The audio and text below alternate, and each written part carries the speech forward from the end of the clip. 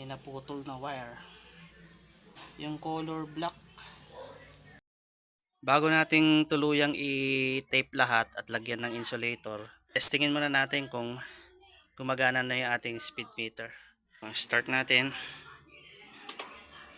Habang nasa biyahe nga na tayo, ay napansin natin na hindi gumagana yung ating speed meter. Ayan, nakauwi na nga tayo. At so talaga gumagana yung ating speed meter.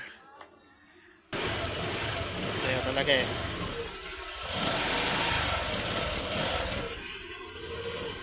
Natin i-check yung ating speed sensor, yung wire. Babaklasin natin to.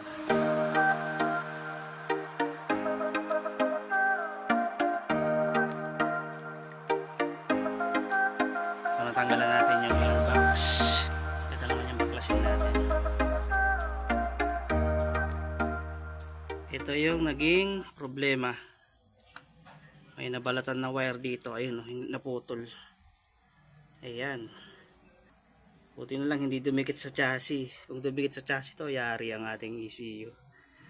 So ito yung tatanggalin muna natin para maidugtong. At magalin muna natin to para mahugot. Tanggalin natin yung tape nito.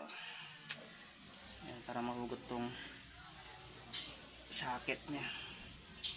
Init lang natin. Ayun. Hindi siya naiipit. Kaya ay naputol na wire. Lumigas na yung ano, lumutong na.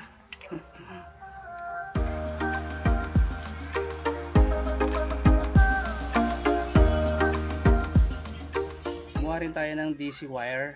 Ayan, DC wire galing dito sa sasakyan. Ipandugtong natin dito. Hindi kasi natin basta idugtong lang dahil iiksi na yung wire eh. Maganda sana hinang, kaso yun ang wala tayo pang hinang. Hindi pa tayo nakakakuha.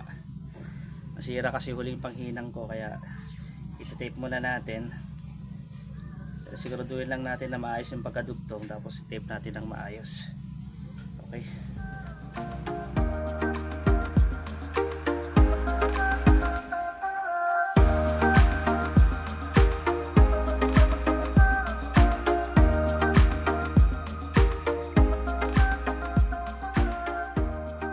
Bago nating tuluyang i-tape lahat at lagyan ng insulator, testingin muna natin kung gumagana na yung ating speed meter. Start natin.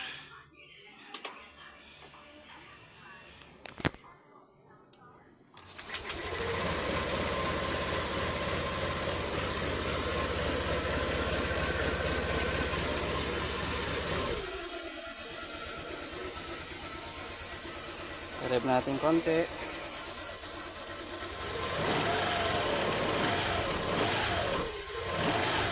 Ayan, gumagana na. Oh, yes. So, yun yun ang problema. Yung isang putol. Then, secure na natin. So, okay na. Gumagana yung ating speedometer. Tetapan lang natin tong wire. Tapos, ito ilalagay natin na insulator. Saka natin tapean ulit. Okay.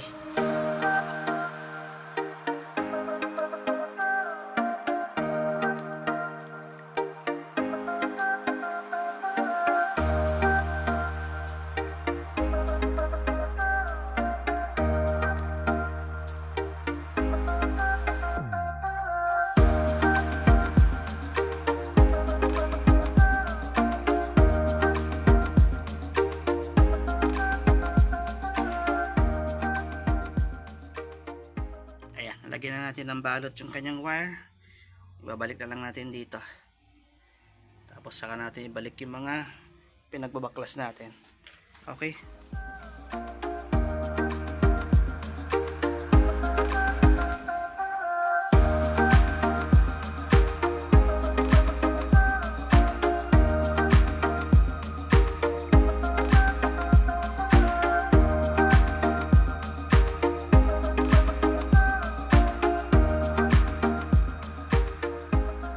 Sana ibalik na natin lahat. Yung upuan na lang ang kulang. So testingin natin ulit. On natin.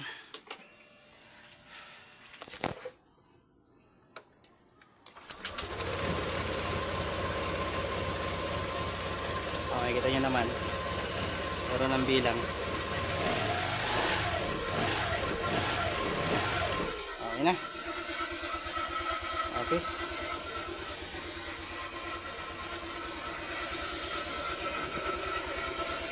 So buti na lang yung wire hindi tumama sa bakal sa kanyang body. Okay.